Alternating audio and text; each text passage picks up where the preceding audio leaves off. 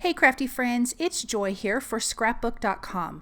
For today's card, I'm going to show you how I created this really colorful mixed media background.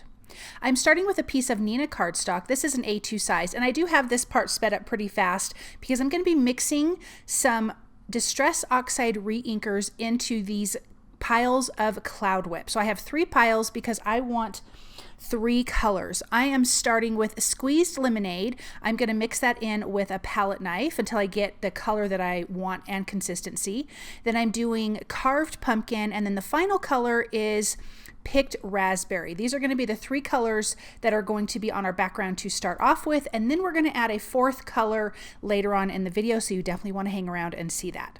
So I'm just going to start spreading these colors on the background. I do want them to overlap. I don't necessarily want to mix the colors, but I don't mind them overlapping. So when I do take a color and overlap another one, I'm going to do it lightly. I'm just going to lightly drag it across another color. That way I don't mix so much, and that way you kind of get these colors stacked on top of one another. I am also trying to be mindful to not create a background that's too thick with this Cloud Whip. I will say I did have enough Cloud Whip left over on my desk. I could have created another background. So I did a little much. You probably could do about half or a third of it, or keep 2/3 of it, and you would have, plenty for your background. So as you can see there, I took a little bit of that squeezed lemonade and lightly ran my palette knife over the picked raspberry. So I'm just going to do that over this whole background. There is no wrong or right way to do this. It's just whatever you like. When you think it's done for you, then you can be done. I am wiping my palette knife off in between each one of the applications of colors, again, just so I don't mix it. I don't want blended colors. I do want the colors on top of each other. But you can see this is coming together nicely. So we're doing this first so we can set this aside to dry. I also did take my heat tool to it a little bit later. It does take a good amount of time to dry, so I would definitely leave time for drying so that way you can get the rest of this card put together. So I'm going to finish here with a little bit of that squeezed lemonade in some of the areas, and you can see all of this beautiful texture on the background. Okay, we're going to put that aside to dry, and I am going to die cut the 2 smallest flowers from the Nested Spring Flowers die, and I'm going to die cut those twice. I want 2 small and 2 next size up, so 2 bigger ones. I am going to ink blend those with some Distress Oxide inks in Squeeze Lemonade. I'm going to do the front and the back, and I'm using the domed foam and blending tool to get this blended on here. Then I'm going to take my scissors and just cut a little bit further in around each one of these petals. I want to be able to move these. We're going to create this 3D flower, so I need to be able to bend these up. I'm also going to take my scissors and just distress the edges. This is such an old school technique, but I think it's so fun, and I just loved how it made these flowers look. So I'm going to do that on each one of these petals for all 4 of these flowers. It does go fairly quick. I'm just giving it a little bit of texture on the edges.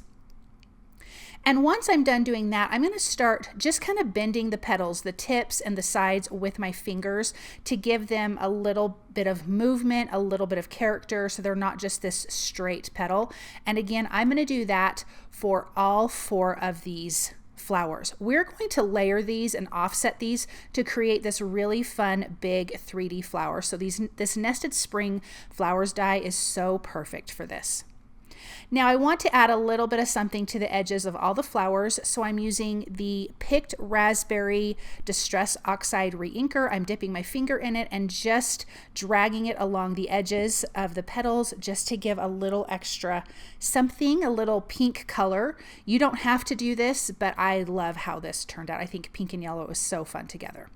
Then I have my small center of my flower that I'm ink blending with my cracked pistachio, and then once again I'm going to take my scissors and just rough up the edges around that circle. I don't want it perfectly neat. Now let's put this flower together. Like I said, I am going to offset the leaves on this flower. I'm also going to bend these up, bunch it up. I'm going to add some artiste glue at the bottom of that petal, and I adhered it to the second largest one because remember we die cut 2 of each size. So again, let's add a little bit of glue. I'm going to offset this little one, and then I'm just using my tweezers to hold it in place while that glue decides to hold. Let's add our center to our flower in here, into our top small flower, and then we can add that to the rest of this. Once this dries, we will fluff up the petals a little bit more, but I want to make sure that that liquid glue has a chance to dry first. So now that that is nice and adhered, you can just kind of fluff up all of your petals and we have this great flower. Then I die cut some leaves from the Market Bloom Florals. I am going to ink blend those with the Cracked Pistachio Distress Oxide ink. Again, using a dome foam tool and with the blender tool and the dome foam. And I'm doing front and back also. I'm also taking my scissors and distressing the edges and just bending the tips a little bit. Then I'm going to add a little bit of the Reinker in Salvaged Patina to the edges of the flowers, or excuse me, the edges of the leaves, to give that a little something extra, just the same way that we did with the flower and the picked raspberry. Okay, now it's time to add our beautiful distress paint in Salvaged Patina on our background. So my background is dry to the touch. I'm using a folded up paper towel, and I'm just dipping my paper towel in the ink. Now I will say you do want to have some heavier paint. So don't have it too thin. You want it thicker on the paper towel. So as you can see, those second times I drug my paper towel down, the paint was thicker and it just grabbed all of that texture from that cloud whip. And then this color is so fun against all of that pink, yellow, and orange background. So get as much paint on your paper towel as you can, and then just gently drag it across all of that texture and it will grab onto that paint. And I just love how this background turned out. I think what a fun mixed media background.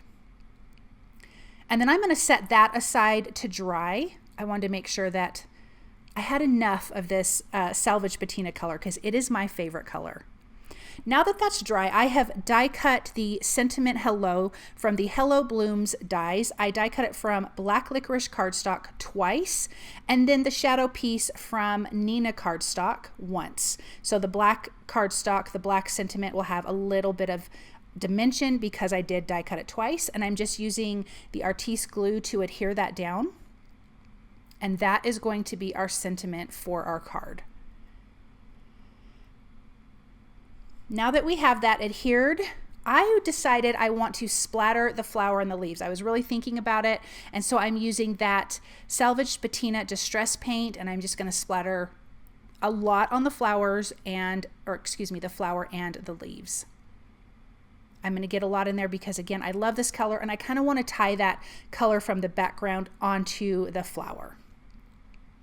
Okay, let's adhere our mixed media background to a white A2 size card base made from Nina 110 pound cardstock.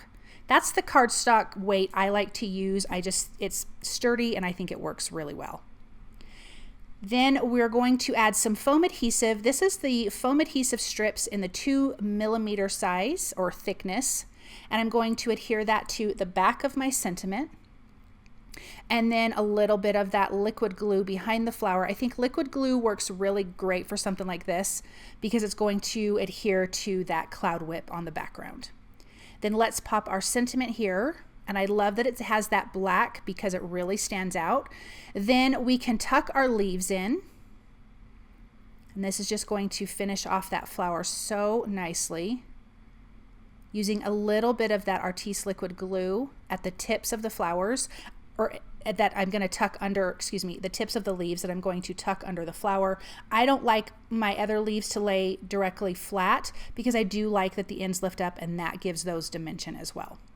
Now let's add some pops of color. I am using Sunshine, Turquoise Waters, and Raspberry Kiss. I just think these colors, of course, match the background, and then this just gives us a pop of color on our really cool mixed media background. So I'm just going to add a few of dots of each color just kind of scattered all over this background. And then we can take a look at this up close and see how it turned out. I love that flower. It's so much fun. That background, I just think turned out amazing. If you think about all the color combinations that you can use for a background like this, and it was so easy to do. Thank you guys so very much for stopping by and watching. I hope that you enjoyed this project, and I hope that you guys feel inspired, and I hope you have a wonderful day.